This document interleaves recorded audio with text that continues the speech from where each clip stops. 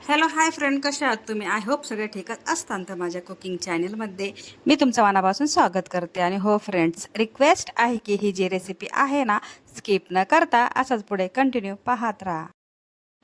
तर रेसिपीला सुरुवात करण्याच्या अगोदर तुम्ही माझ्या चॅनलला सबस्क्राईब केलं नसेल तर प्लीज रिक्वेस्ट करते की एवढी मेहनत करते तर जाता जाता माझ्या चॅनलला लाईक आणि सबस्क्राईब करायला विसरू नका.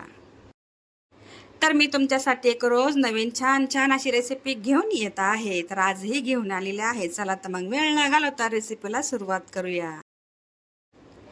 तर इथं मी काय केलंय, इथं मी घेतलेला आहे 1.5 कप मैदा. त्याच्यासोबतच 1.5 कप इथं मी बारीक असा रवा घेतलेला आहे. आणि हो, अर्धा कप इथं मी घेतलेला आहे डेसिकेटेड कोकोनट. आणि त्याच्यासोबतच इथं 1.5 कप मी घेतलेलं आहे साखर. तर माझं मेजरमेंट जे आहे तर परफेक्ट असं झालेलं आहे. तर तुम्ही जर ही रेसिपी बनवाल ना, तर ह्याच मेजरमेंटच्या हिशोबाने बनवा. कारण आहे ना, ही रेसिपी परफेक्ट अशी बनते ना, तुमचं अजिबात रेसिपी जी आहे ना तर चुकणार नाही. छोटा एक टेबलस्पून इथं मी घेतलेला आहे इलायची पावडर. त्याच्यासोबतच त्याच टेबलस्पून इथं मी घेतलेला आहे बेकिंग सोडा आणि बेकिंग पावडर. सर्व जिन्नस मी एकत्र करून घेतलेले आहे. तर त्याच्यासोबतच इथं मी घेतलेलं आहे रूम टेम्परेचरवरती जे आपलं तूप असतं ते इथं घेतलेलं आहे. अजिबात गरम वगैरे काय करून घेतलेले नाही आहे. तर नंतर आपण दूध ॲड करणार आहोत. पण त्याच्या अगोदर ही रेसिपी आहे ना, तर लक्ष देऊन पहा. कारण तुम्ही जर रेसिपी फसाल तर परत तुम्हीच मला म्हणताल की कशी ही रेसिपी दाखवलेली आहे. तर मी काय केले, तूप ॲड केल्याच्या नंतर सगळं काय पिठामध्ये एकत्र करून घेतले की जेणेकरून आपलं जे तूप आहे तर आपल्या पिठांना छानपैकी लागेल. जर तुम्हाला मैदा नको असेल तर तुम्ही काय करा, इथं गव्हाचं पीठही घेऊ शकता. कारण त्याच्यामध्ये फायबर खूप प्रमाणात असतं आणि आपल्या शरीरासाठी ते चांगलं असतं. ते तर मी मैद्याचा वापर केलाय. आणि तुम्ही इथं पाहू शकता पीठ जे आहे ते आपलं खूप सुंदरपैकी मिक्स झाले. आता आपण काय केलं इथं, एका पातेल्यामध्ये इथं मी दूध घेतलेलं आहे. आणि त्या दुधामध्ये ना थोडेसे केसर जे आहे ते भिजून घेतले. म्हणजे त्याचा जो कलर पिवळा कलर असतो ना, तो इथं खूप सुंदरपैकी आलेला आहे. जर केसर नसेल तर आर्टिफिशियल तुम्ही इथं कलर यूज करू शकता. पण इथं मी केसरचा वापर केलाय. आणि तुम्ही पाहू शकता आपल्या रेसिपीला ना, म्हणजे आपल्या पिठाला खूप सुंदरपैकी असा कलर आलेला आहे. आता हे काय करायचे, लागेल तसंच दूध घ्यायचे. म्हणजे आपलं जे पीठ आहे ना, खूप लूज असं करायचं नाही, फक्त मध्यम ठेवायचे की जेणेकरून तुम्हाला व्यवस्थित ही रेसिपी बनवायला येईल.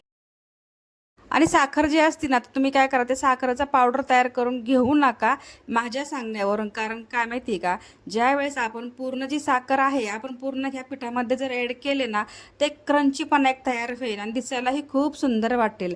तुम्ही मी सांगते म्हणून ही रेसिपी नक्की ट्राय करा. आता तुम्ही इथं पाहू शकता एक गोळा छानपैकी तयार झाला आणि कशा प्रकारे झाला तेही तुम्ही पाहू शकता. एक रिक्वेस्ट आहे की माझ्या चॅनलला सबस्क्राईब करा आणि एक लाईक केलंही तरी चालेल. आत्ताच करा. कारण आहे ना, व्हिडिओ पाहता पाहता कधी व्हिडिओ संपवून जाईन कळतच नाही. कारण काय होतं, व्ह्यूज खूप येतात आणि लाईक कमी येतात. त्यासाठीच रिक्वेस्ट करते की एक लाईक करा आणि सबस्क्राईब करा आणि व्हिडिओना अजिबात स्किप करू नका. पिठाचा गोळा छानपैकी तयार तर झालाय. जर तुमच्याकडे वेळ असेल तर 10 ते 15 मिनिटासाठी ह्याला ना रेस्टसाठी ठेवू शकता. तर माझ्याकडे वेळ नव्हता तर मी काय केलं, रोट बनवायला घेतले ते. आता आपण इथं काय करू, ते मस्तपैकी हातावरती ना खूप असं गोल राऊंड शेपमध्ये केलंय.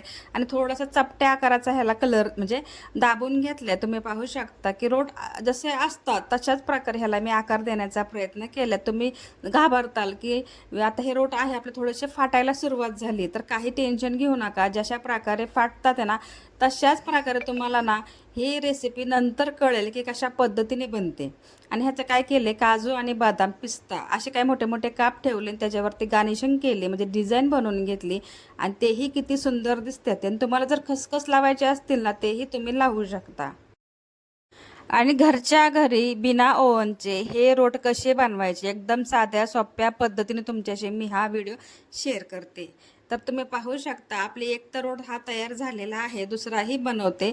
आता काय होतं की लहान मुलं आपल्या घरी काय करतात ते की चहा बनवला की बाहेरून बिस्किटं आणतात. तेच त्यांची सवय मोडण्यासाठी ना तुम्ही हे रोट म्हणा, बिस्किटं म्हणा, हे बनवू शकता. तर इथं मैदा न टाकता गव्हाचा जर पिठाचा उपयोग केला तर आपल्या पोरांसाठी ना खरंच खूप सुंदरदायक ही रेसिपी बनून तयार होते. जर तुम्हाला माझ्या रेसिपीबद्दल काही प्रश्न विचारायचे असतील तर तुम्ही मला कॉमेंट सेक्शनमध्ये प्रश्न विचारू शकता. तुमच्या प्रश्नाचे मी नक्कीच उत्तर देईल.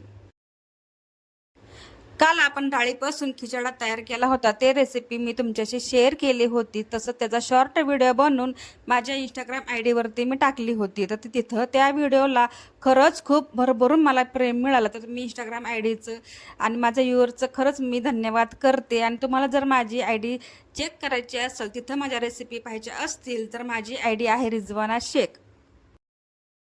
तर तिथं जाऊन तुम्ही नक्कीच पाहू शकतात. आपण इथं काय करतोय, एक कढई घेतली आणि कढईमध्ये ना थोडंसं मीठ ॲड केले, जेणेकरून आपली कढई जळणार नाही, रेसिपी जळणार नाही. स्टँड ठेवलेला आहे. तर तुम्ही म्हणताना ही कढई अशी का घेतली आहे, तर कढई ही भक्कम आहे. तर जेणेकरून अशा रेसिपीसाठी तर अशाच कढई पाहिजे. तर दुर्लक्ष करा थोडंसं.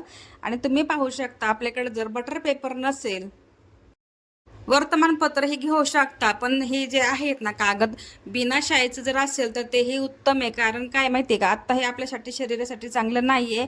पण माझ्याकडे दुसरं काहीच ऑप्शन नव्हता, त्यासाठी मी हे घेतलेलं आहे. आणि हो प्लेटमध्ये जर जमलं तर ते तुम्ही करा. आता म्हणजे मी तुम्हाला थोडंसं सजेशन देते की मी केलं ते तुम्ही करू नका, कागद घेऊ नका.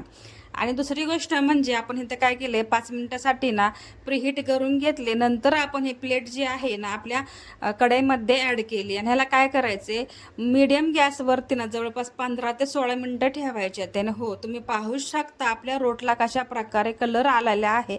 आणि असाच कलर येऊ द्यायचा आहे. नंतर काय होतं की माहिती का, एकदम खुसखुशीत आणि क्रंची असा होतो. की हे मी काय केलं, तोडून का दाखवले नाही की हे सर थोडंसं गरम होते. कारण व्हिडिओ जर एंड करायचा होता ना, तर त्यासाठी मी काय केलं, हे काय केलं आणि ह्याला लगेचच तोडायचं नाही, दुसऱ्या दिवशी तोडायचे. म्हणजे काय होतं की ह्याला क्रंची पण आहे तसा राहतो. फायनली माझे एकदम हेल्दी पौष्टिक असे हे रोट बनवून तयार झालेले आहेत. तर तुम्हाला कसे वाटले नक्की मला कॉमेंटमध्ये सांगा. व्हिडिओ आवडला असेल तर व्हिडिओला लाईक शेअर सबस्क्राईब करायला विसरू नका. भेटूया नेक्स्ट व्हिडिओमध्ये. तोपर्यंत स्वतःची काळजी घेत राहा. सर्वात महत्त्वाचं खात राहा, आनंदात राहा, हसत राहा. आपल्या चॅनलला जेवढं होईल तेवढं शेअर करायला विसरू नका.